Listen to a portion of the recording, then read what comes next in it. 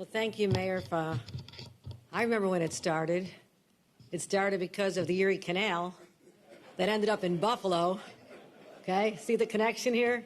So we have been long connected since 1820, bringing what was once a little village, a sleepy village, to becoming the preeminent center for global commerce as a result of the vision of a governor back in that time, DeWitt Clinton. So I digress a little bit, but I will always defend the entire state, but everybody loves New York City. We love New York City.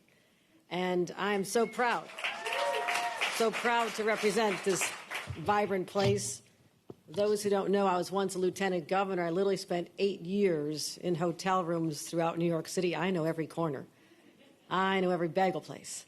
I know every place to go to hear music and life and enjoyment. So this is my city too, Mayor, so thank you. What New York City, what this place endured 22 years ago, pushed us to its limits. This was a stress test like no other. Yes, we had had the crash of '29 when FDR was actually governor of New York before he became president. We had seen the collapse of our economy during the 70s, 80s, raging crime, 9/11, pandemics, and now today's challenges. But one consistent theme has always been that we are tested. We go through stress tests. But nobody comes back like we do here in New York. No place on earth has that resiliency built into our DNA the way we do here in New York. And that's what I'm so proud of. And to realize at a place 22 years ago, we could have devolved into a state of despair and desperation and just hopelessness. It was so easy. As the mayor talked about, Mayor Bloomberg talked about, those were the headlines.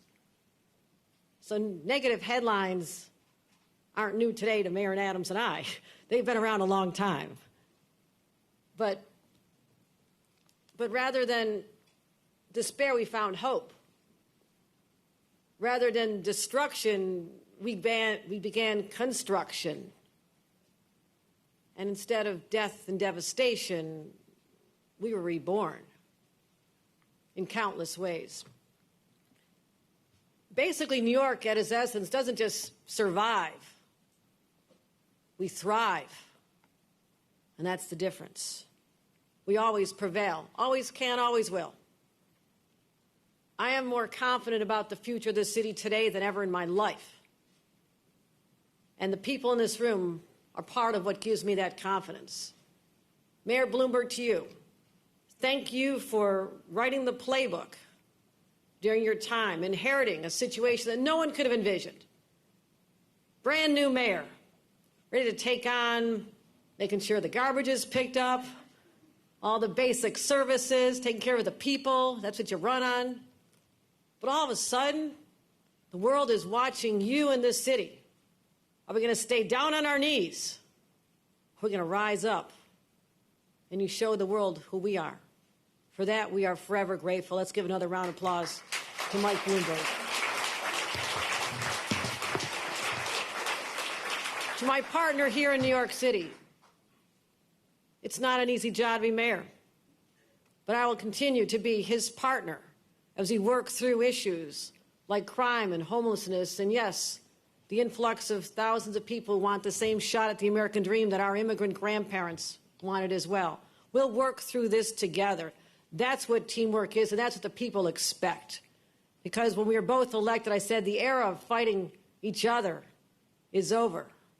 We fight for the people going forward, and that has not wavered one bit. So that's a newsflash for everybody paying attention. But also to people like Ron Perelman. I hope your ankle recovers well. We were just chatting that my father had the exact same ankle surgery and was promised he'd be back on the golf course and is still waiting to get there. So we appreciate you being here. But is your vision for this space that allowed us to breathe new life? What you and your family has done for the city is extraordinary, but what you have done here is left a forevermore legacy. So I could not be prouder to be associated with you on this day. as we celebrate the opening of this magnificent, magical place. Magical place.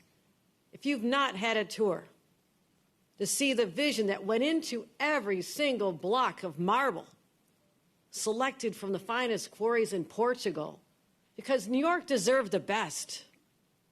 This place says we are the best, and this place is a cathedral to the best. This is an extraordinary place. So you can go back and think about what this space was 22 years ago. My remarks say that's what I should describe, but I'm not going to do that, because we all felt it. We heard it in Paula's voice as she described the loss that brought her to this place of showing people, those thousands of families that we heard their voices still in pain just 48 hours ago, come here every year to honor those we lost. Paula represents them. And the fact that we've waited for this opportunity to say we can begin life anew. Paula, you give us the courage to continue on. Stories like yours, the loss of a husband 22 years ago, the thought of that breaks my heart as someone who's had a husband for 39 years. I know that is a gift. And I wish I could share it with you, Paula, and all the other families and the children we heard who never even knew their parents. Their parents were a photograph. It's still hard. It's still hard. But we need places like this to give us that sense of hope again. We're going to be okay, because this is a defining moment for New Yorkers. You heard Mayor Bloomberg talk about the life that has come back here, the businesses, the people want to be here. No one in a million years could have foreseen this 2 decades ago. Never. That's why today is extraordinary. As we say, this is a place of life and arts.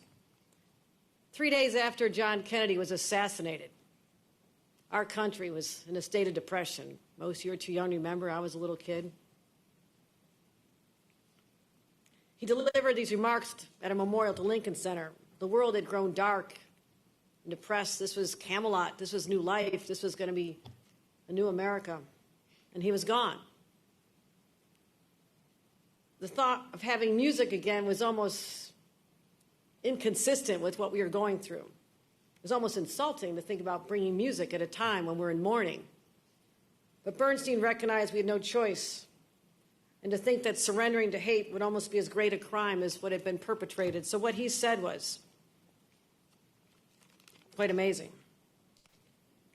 He said, we will continue to bring music and life, because to do otherwise is to surrender.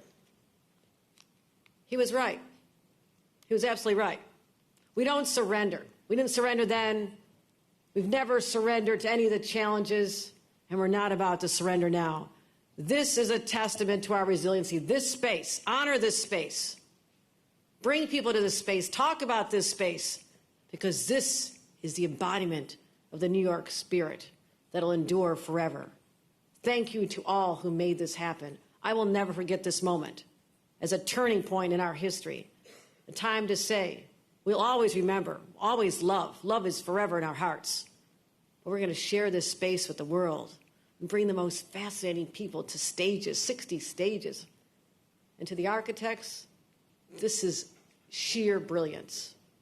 And I believe that there'll be replications of this space all over the world, because what we do, the rest of the world wants to do. We're New York.